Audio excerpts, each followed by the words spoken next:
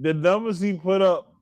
You know when you look at this, you know how they look at the Will Chamberlain. Like we never seen Will Chamberlain play, but they always show his stats. That's what Wemby's numbers look like yesterday. 41, 24 rebounds. Sheesh. I couldn't find Nick. Nick was on a mission yesterday. Nick was super focused. Man, it was too close. It was too close though. Nah, congratulations, Shaheem Reed, Rap on Wrestling Podcast. Yes, sir. Yeah, with E Will, Nick A16. I got the Met game on right now. We up 3-0. Nick's game is about to come on, so this is gonna be a short podcast. We'll be back tomorrow. But first of all, Nick, congratulations. The Spurs is up 1-0. They did so without D Fox, the starting point guard, and with Castle, who was the de facto starting point guard, having 11 turnovers. But he still, he still got off though, but that 11 turnovers was atrocious. But he helped them guys, your guys, Nick, and other factors. And Wemby, what was it like when you saw Wemby hit that 3-pointer from the logo?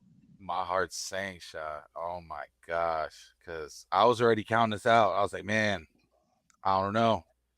I was getting nervous. And then I seen him put it up, and my initial thought was like, what are you doing? But when he made it, man, luckily my wife was sleeping because I screamed so loud, man. It was it was a game, bro. My favorite part, and I'm rooting for the Spurs. I want the Spurs versus the Knicks in the finals. But my favorite part was when Wemby tucked his shoulder, and just steamrolled my man Caruso, who I like Caruso a lot. I tell Ari all the time, the Lakers should have never let that brother go, but he just steamrolled him just for no reason. He's just a thug. He just did it for no reason. But you know what? I said this earlier. I think that's what slowed the momentum down for OKC is when they challenged that shit, try to flagrant.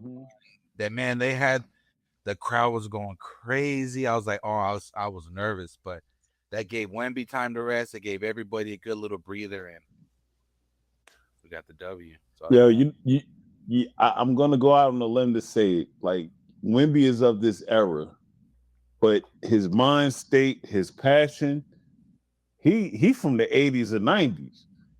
He's different. Like a lot of these players, you could tell it's like, I'm just getting this check. I'm doing it for these brands. Yo, Wemby's really passionate, bro. Well, isn't he a student of like Kareem Abdul-Jabbar as well as Hakeem Dream Olajuwon? Then he go hang out with the monks and came back with the bald head. That's what I'm saying. That's what Kareem was doing. I got to get a Wemby jersey. It's got to happen, man. I don't buy jerseys often, but man, Wemby gonna dominate the league for the next 10 straight years. I'm gonna call it. I'm gonna say he gonna be healthy. He gonna stay injury free, and he gonna dominate, man. He just it's crazy. He don't even got to jump, and he's like almost at the top of the cylinder, just about reaching his arm. So a step in from the free throw line. Just one step from the free throw line. Like you can't do nothing. He's 7'5" plus that wingspan. Oh, I didn't understand why they had Caruso on him. Caruso did good. That's the thing. It was Jalen Williams that couldn't handle him. Caruso was killing it. Caruso is a monster, man. Any team will be lucky to have him, but I just didn't understand why they just didn't have Wemby. As long as Caruso was on him, I would have had Wemby in the low post and just feeding him like, yo. Right. But Wemby is taller than everybody on the court anyway, but it's like it's not even fair with Caruso. So OKC Thunder, y'all got your hands full with Wemby and them boys in San Antonio. So Nick, hopefully we'll be seeing you soon, brother. I'll be seeing you soon. Speaking of seeing soon, let's get to Monday Night Raw. Yeah. It was a dope show to me. I had a great time watching Raw last night. I actually was gassing Ari to watch it. I like Ari because Ari was watching again. I was like, Ari, after the game go off, make sure you watch Raw. It was lit. Big up to Ari and Swift TV. But Brock Lesnar came back. I knew it. I knew he wasn't over. I knew it wasn't over for him. Brock Lesnar came back. Oba Femi was having his open challenge.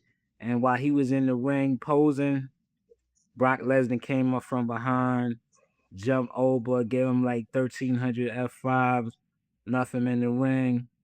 Brock walked off. Backstage segment, that wasn't it. They kept the momentum. They kept the story going. Adam Pearce, the GM of Raw, he was like, "What the hell is going on? I got retirement papers that's been signed in." He goes to his office. He was looking for Paul Heyman. Paul Heyman is waiting for him in his office with a signed contract for Clash in Italy. So we are going to see Brock Lesnar versus Oba Femi Part 2. This is not going to be a squash match. Hopefully they add a stipulation so Brock could go really crazy. And man, I'm excited. The beast is back. What you think, Nick? When you had texted in the chat that Brock came back, I was like, oh shit, but I was so locked into the Spurs. I flipped back over and I was like, whoa.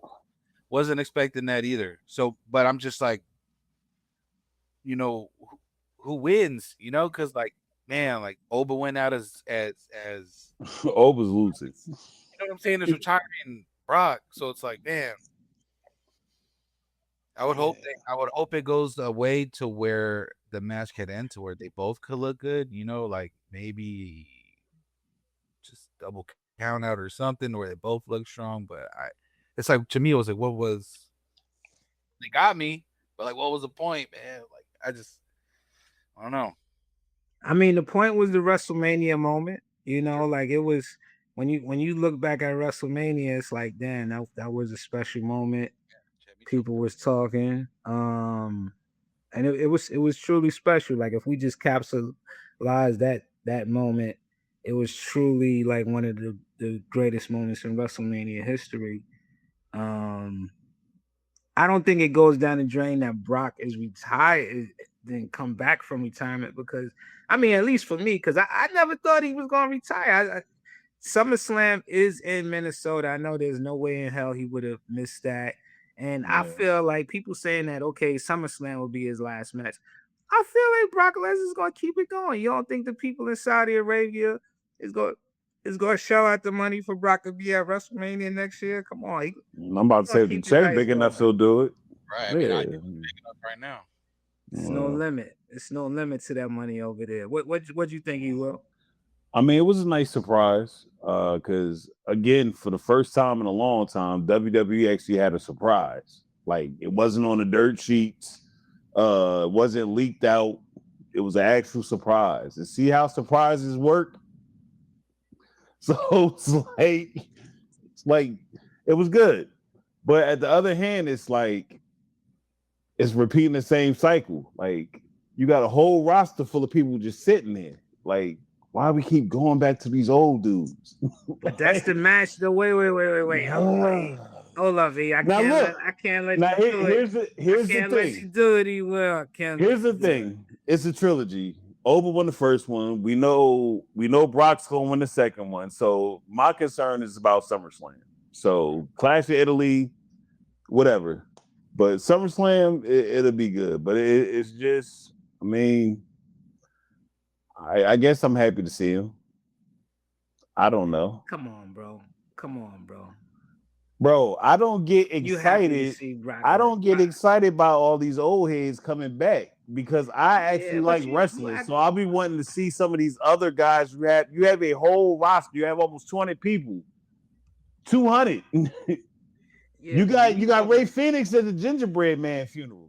Bro, but you talk about like, and it's an open challenge, so I get it. Okay, but you talk, when you say old heads, you talk like Brock Lesnar is Ric Flair. No disrespect to Ric Flair, but we know Brock Lesnar been around since 02.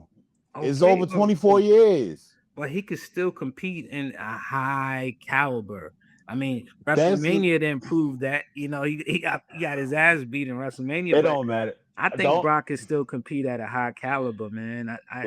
I'm not mad. I see this. This is a marquee matchup. I don't want to see just Is it a fresh Marquise talent. matchup if we know how it's going to go? But how do we know it's going? You don't know how it's going to go. Like Oba ain't winning in Clash of Italy how, man? You said the because they same have a thing. trilogy. You said you But ain't they think gonna go. Oba's going to win at WrestleMania. So okay, so Oba wins both and then loses at SummerSlam. Is that what we said? Even though WWE doesn't let hometown people win at home. I don't think that. I don't think that. Oba Femi is gonna fight Brock Lesnar at SummerSlam. I don't. The way I see it is that Was Gunther? Gunther's gonna beat Cody. Oh, the Mets is up 5-0, by the way. Let's go. Gunther's gonna beat Cody. Yeah, at Clash in Italy for the belt. I see that. Yep. I think I could see Gunther. I mean, I could see Brock and I could see Brock and Oba having like a double count out, a double disqualification, or even if Brock wins, he might cheat. Brock is still a bad guy. Paul Heyman's in his corner. Anything could happen. They could call Vision to help him. So even if he wins, or even if there's no decision, both come out looking strong because Brock has to look strong as well as Oba. They got to keep both of them intact. After this, I think Oba gonna go to the King of the Ring. Like I want to see Oba. In my perfect scenario, Oba wins the King of the Ring and he goes on to fight Roman at SummerSlam. And Brock and Gunther have the dream match we want to see. Because as SummerSlam, I want to see a fresh match. I don't want to see the same matchup. I don't want to see something we never saw.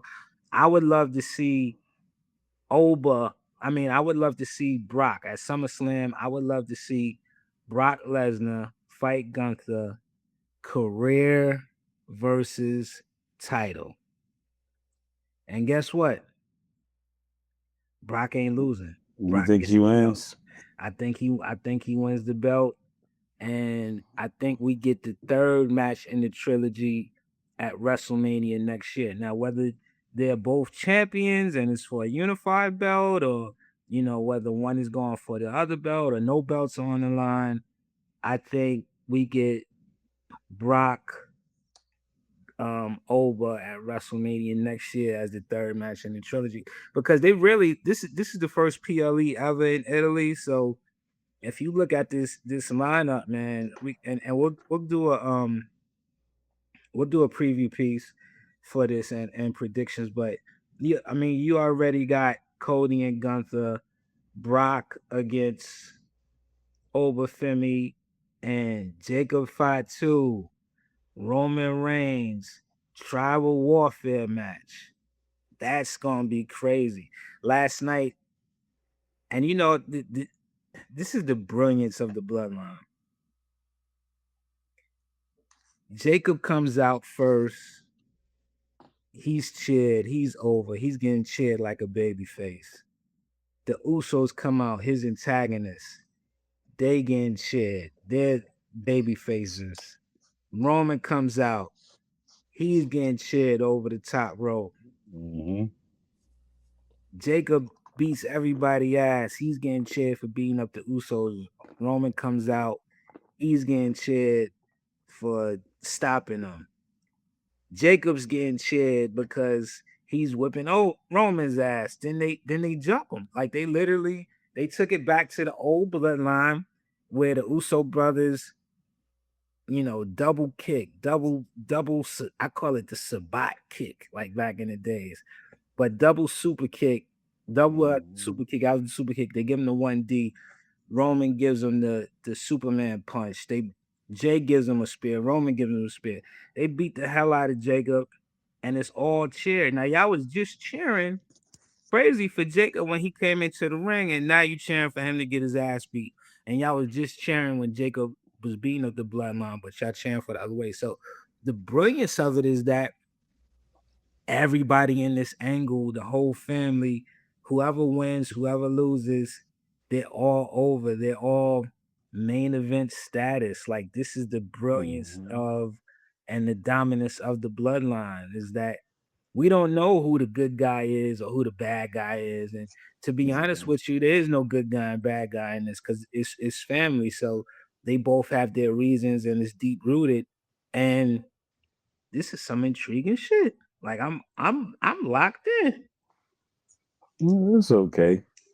Come I mean, I mean, it's a typical black sheep story. So I mean, I get it.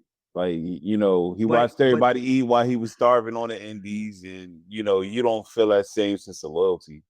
It's a good storyline, but the way it's being executed is because we've seen this before. Like to a certain extent, Kane and the Undertaker. Like this is family, and Kane was obviously that story is a lot more convoluted than this, but it's like it's a very simple story, but the execution of it to me is impeccable. Like it's captivating, and you can see it in the audience. The audience they're cheering for both sides. You don't usually get that. You usually get one side is dominating the other as far as being cheered, but the fans are respecting the status, the work, the history of the bloodline, and they love what Jacob is doing as this up and rising star. They respect everything that he's doing, and he's you got to credit to him, and you got to credit to Roman that he looks like a very viable, incredible threat. Like when we saw that match at Backlash, at any given second, it looked like Roman could lose. So yeah, they've elevated Jacob to a main event, and unless Booking drops the ball, because I know Jacob ain't gonna drop the ball, he's solidified now. Of course, he has to win a championship and all of that, but he could go main event with anybody. Like you could see Jacob down the line main event over. Jacob against Ron Breaker, Jacob against Brock Lesnar, Jacob against Cody. Like he solidified himself to me as a main event star, and I'm hoping he just goes all the way heel with it because we need some more, incredible heels. But I love the work that they doing. What you think, E? Go ahead, I'll let you finish. I think I don't know. I think the crowd cheer for both because number one, I think they know Jacob is right. And number two, they just for some reason the Roman aura farming in WWE fans is amazing. Oh my gosh. When Michael Jackson came out on stage and just stood there for 2 minutes and niggas was passing out like that. That's how it is with him. That's Roman. I like that part, but my favorite thing about he deserves it though. Roman deserves it. He don't deserve nothing. Roman don't get no creative delivered when they made him champion for what 2 years, 3 years, 4 years. Come on, man. But it's creative, man. It's how you creative book. Wasn't delivering promos, man. It's like it's how you book, man. It's all how you book. It's not just how you book, bro. You got to go out there and show and prove. You got to go out there and talk that talk. Triple H and Vince McMahon wasn't doing them backstage segments. They might have given them some direction. It's like The Rock. It's the aura. It's the aura. But aura is something that can't be created. No. And that's what I give them props for. But my favorite thing about the whole rivalry so far was yesterday when they jumped Jacob and he grabbed the mic and told him to come back. That is the absolute best part of the whole feud so far. I don't care about going through tables and the fake fights. And it's proven one thing to me, man. Like y'all look at Roman like this god. I look at him like he's soft. And I say that because Bronson Reed took his sneakers. He can't get the upper hand on Jacob unless he has help. Well, he won the match. We ain't talking. Wait. He's gonna win because creative. He's gonna win. That's creative. Yes. I mean everything. But I'm talking about the character. I'm talking about character. I'm talking about character work. Roman is soft. He's a punk. Think about it. I don't agree. I don't agree. When I he don't had his agree. reign for how many clean finishes he had when he had with his reign? He had a lot of clean finishes. He did. Nick, I he mean, had a lot of clean finishes, Nick. Towards the end of his reign, he didn't, but he had a lot of clean finishes during his reign. He's kind of like a cowardly heel, but he's disguising it with ego. And I think Jacob is exposing that even further. And that's what I like. That's what I take from the storyline. Like, I get it's the whole family thing, but he literally lost to Jacob. Literally lost to Roman with no help at Backlash. Roman beat CM Punk with no help at WrestleMania. Like, you got to give the tribal chief. You named 2 matches in 4 years, my brother. You named 2 matches he won. More. I'm talking about he won. So you named 2 matches in 4 years where it was clean. So that's good. I guess 2 matches overall makes it a majority of clean matches, I guess. But he beat Solo at Raw to get the Ulafala. Yeah, because the character I think what's going to end up happening is Jay and Jacob's like, hold on, man. We keep getting beat up for you. We keep doing this for you. You ain't getting beat up for us. I'm telling you. I know it. Yeah, I get it.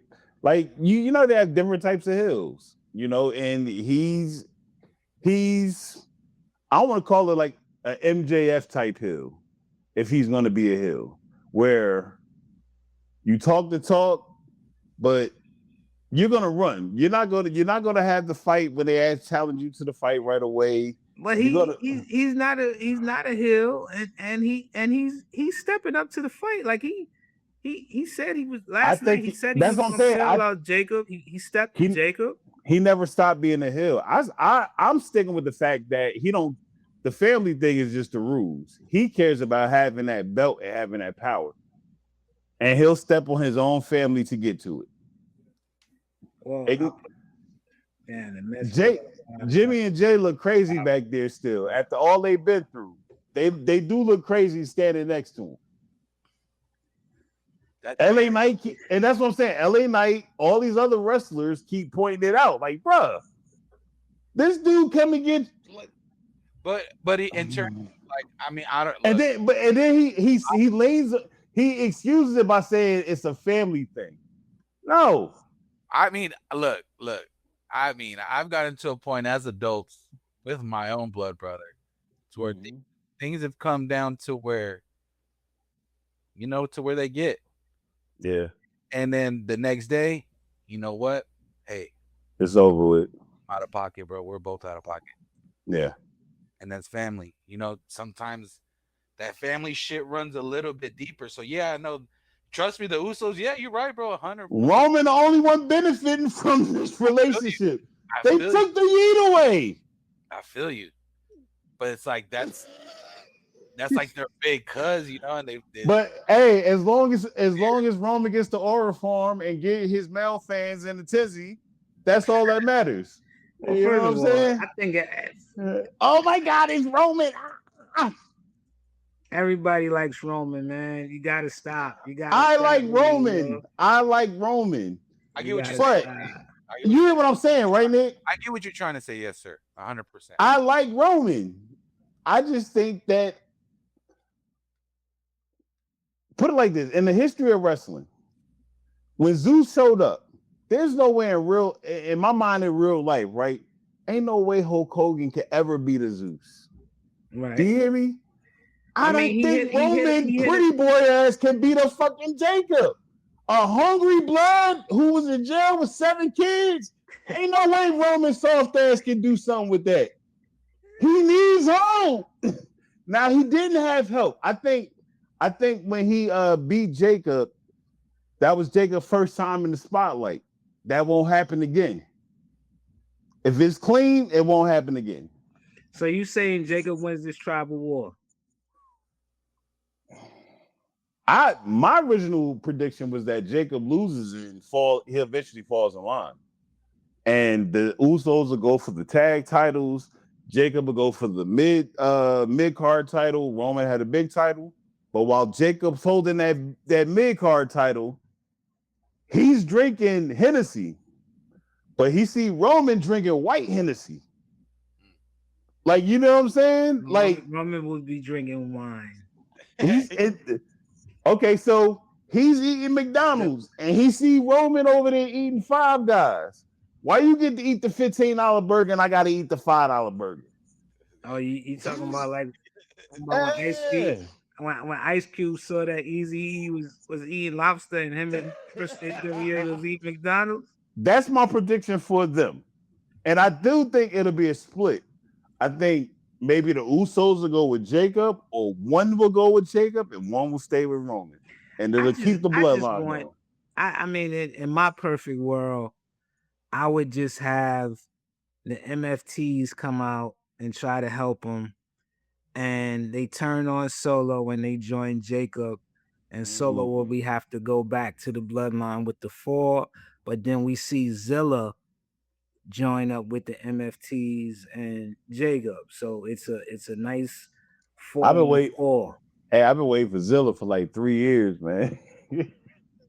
It's time. It's time. But you know, they work. You know, Zilla's doing incredible on the Indies though, man. Like I feel like he's he is repping the bloodline excellently on the Indies.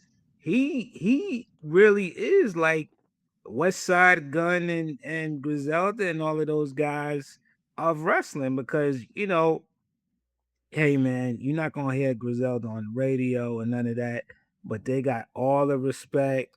They got the dopest music. They got this. They got the swag. They got the aura. Yep. They getting bread. And Zilla's the same thing. You're not gonna see him on TV every week, but when you look online, you see that he got his own. He got his own aura. His personality is getting out there. Like he's somebody that's magnetizing the fans, and he's doing it.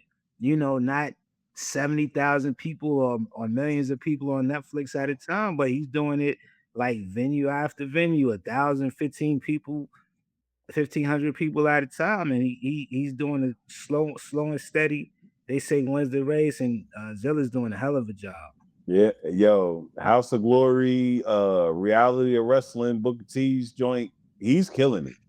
Yeah, and you see him improving though, but that's not to cut you off. That's the thing that I see. Like, okay, you're not in WWE or you're not in AEW, and one of the you know the 2 biggest companies, but we see that you doing the independence, and the shit is having an effect for the positive. Like you see his in-ring work, you look online and like, oh, he getting better, you know, in the ring, and he's getting better doing the promos. He's getting better doing the interviews. You see him interacting with fans. You know, Zilla ain't been doing this like 10 years and stuff like that. He like Jacob. Didn't he come home from jail? Didn't he come home from jail and got into it? Just like Zilla? I mean, just like Jacob? Yeah. I mean, it's amazing, man. This family is so talented, and it's dope that no matter who wins, you look at the possible main event of Clash in Italy. And although I do feel that Roman versus Jacob for the title is going to be the main event, I kind of feel that Oba versus Brock Lesnar could actually be the main event. Like this card is so stacked, and then you got Gunther versus Cody. But I do honestly feel that Oba versus Brock could actually be the main event of it. Just how crazy people want to go, but this Clash in Italy is gonna be special, man. This you look at the 3. It's really a triple main event, and then you look at some of the other matches that they putting together. I'm sure we'll see Braun Breaker and Seth. Before we end, let's just talk about that. I think Cody Gunther going to have main event that. I think we get a big title change, and I think they're going. You know, that's close to Walter's. Walter, I still call him that. Gunther's home. He's European, so yeah. He's European. I hope we see Julia on there, because Julia she has some Italian in her family. I think she's half Italian. Half Japanese, yeah. Roman is actually his mom is Italian. They said his mom has Italian heritage, so Roman is of that heritage as well. So it's gonna Clash to Italy look like it's gonna be crazy, and it's probably gonna is really gonna give you it the way they doing it, because it's only one night. Match for match is actually should be better than both single nights of WrestleMania, because you getting all of these guys in one night. So just real quick, what do you think about this whole brewing? It looks like Street Profits and Seth, they're not gonna have no choice but to come together. They getting their ass kicked every week by the Vision right now. They got to get on the same page, or it's gonna be bad. It feel like creative is trying to use a crowd for a test reaction to see if they should split up Dawkins and Tez. That's what it feels like more than anything. A little dissension. It was a little dissension last night. Yeah. For the people who didn't see it, Seth Rollins, he challenged the Vision. He said, "I'll take on any of you guys." Paul Heyman deemed that he would take on Austin Theory. Before Seth went to the ring, Dawkins basically was telling him, "Yo, I got your back," but Montez was like, "Yo, let's not get involved in that. Let's focus on Saturday night's main event, which is happening this Saturday, and the tag team belts. Let Seth do his thing." Dawkins wasn't listening to it. During the match, Logan Paul came out. They jumped Seth. Dawkins came to make the save. Then the dog came out. Braun Breaker came out, started beating everybody up. Tez came to make the save, and then guess what? They all got beat up again. So but Tez was like, "Yo, I told you, man. Let's stay away from this shit." I don't know why that's so funny when you said that, and they all got beat up again. Like you was reading the bedtime story, and that's how it ended. Because that's what happened. What's true? Yeah. Braun Breaker is come on, man. That guy's a force. Like when it comes to straight up wrestling match, Seth may have what it takes to,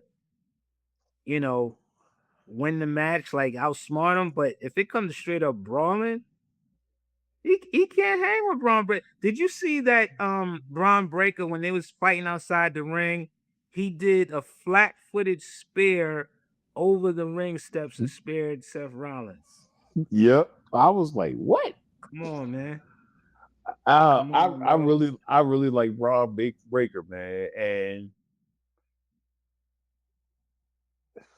I'm thinking about all the people on that roster so far, all the young people. He might have the brightest future.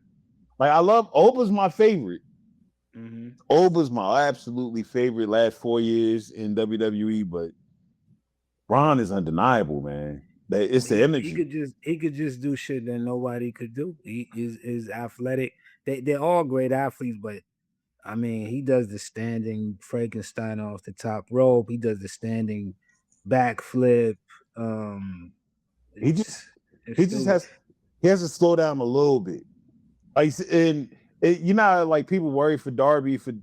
I worry for Braun because I think a lot of his listen, he moved too Darby fast. Scares me. Like the beating that he's taking with this title run, it's like every week is like, let's kill Darby, let's throw him off the top of the Empire State Building.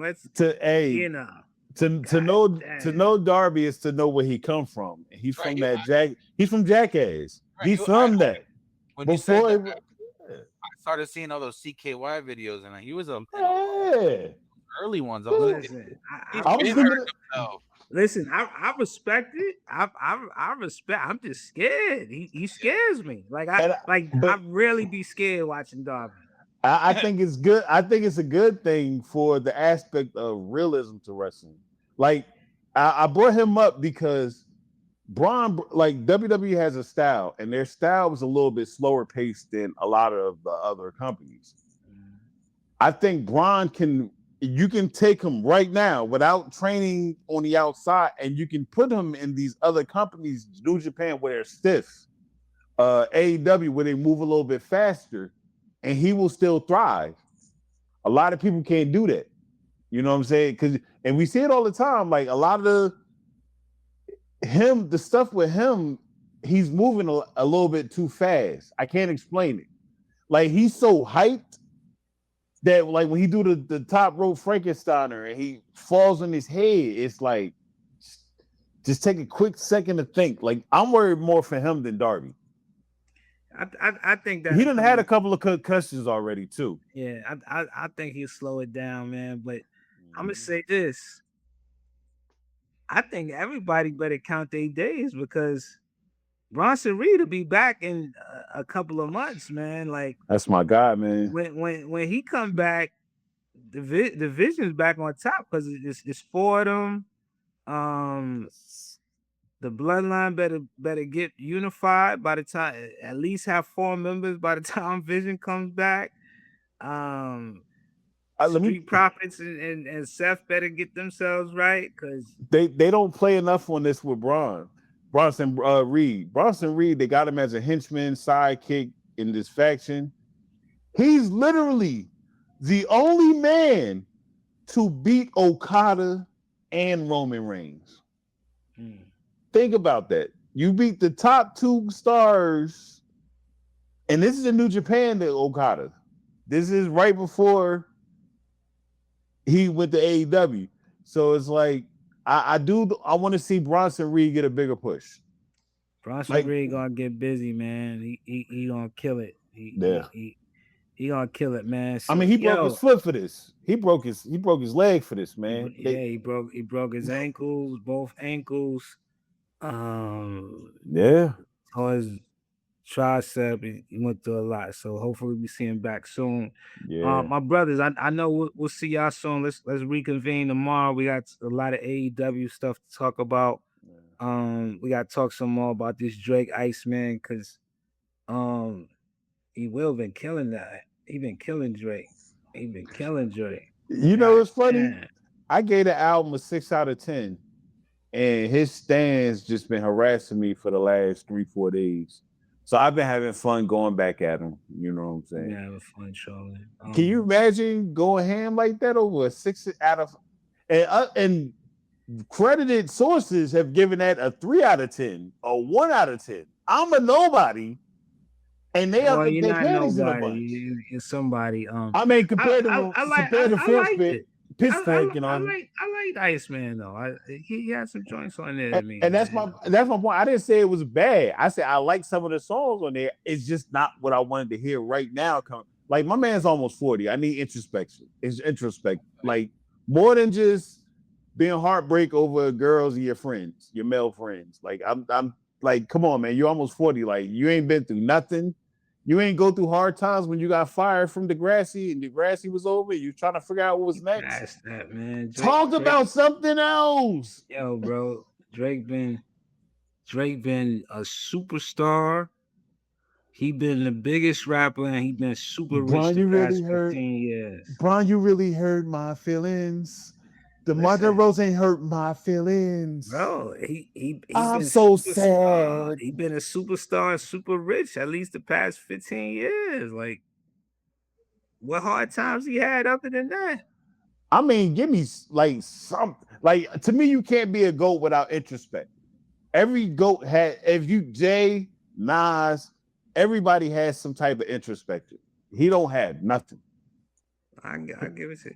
You know what I mean? Like, life is more than shaking ass and crying over girls and guys that hurt your feelings. Well, I think Iceman was sort of a revenge. We gonna get into it, man. I'm about to turn this Knick game off. The Mets is pissing me off. They was up 5-0. Now they losing 6-5. Oh yeah. We got our best pitcher pitching, Nolan McClain. I don't know what the fuck going on, but I'm about to turn this on. Can I have one more message? Sure. The Bella Twins and Paige, any sort of combination of them, only feature them in dark matches. I don't want to see them on TV no more.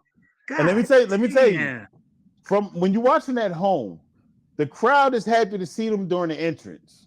But when that bell rings, oh my God, that's terrible. It's bad. Yesterday was bad. And they didn't, I don't know if the camera angles, they did a few things. Number one, Brie Bella was doing the yes kicks. These clowns said made famous by The Miz. Are y'all that petty? You can't say Daniel Bryan? His wife is in the match doing the move. That's crazy. That's crazy. But yeah, the Bella twins, man. Baby. The Bella twins. Petticoat Junction. I respect what they've done, but since they come back, it's not hit, and it's they keep forcing them on us. Did you see the Saturday Night Main Event card before we leave? No. What is it? It's Penta against Ethan Page, the Street Profits against Division, and who else?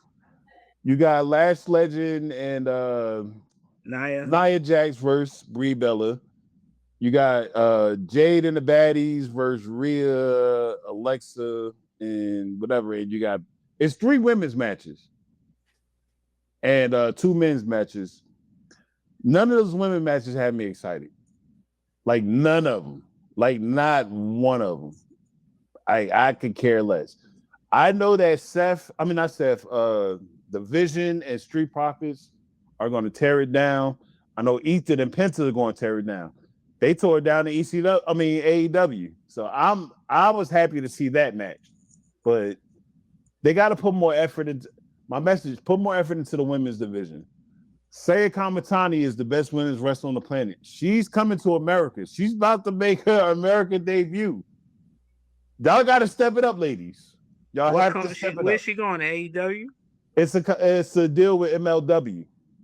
So I think they're coming down here to Atlanta in June, and I think that's when she's gonna be with them on that tour too. But if y'all love Asuka, Io Sky, Kairi Sane, do me a favor, do your research, look up Saya Kamatani, just look up Stardom and what they're doing right now in women's wrestling. Just look it up. Give you some homework to do, people listening, and let's just keep putting wrestling first. That's all I want. That's my only message. Put wrestling first. Let's do it, man. Shaheem Reed, E. Will, Nick 816, Ari the Oracle, Spiff TV, the Rap on Wrestling Podcast. Please like, share, subscribe. Let's keep it going, fellas. Peace. Peace.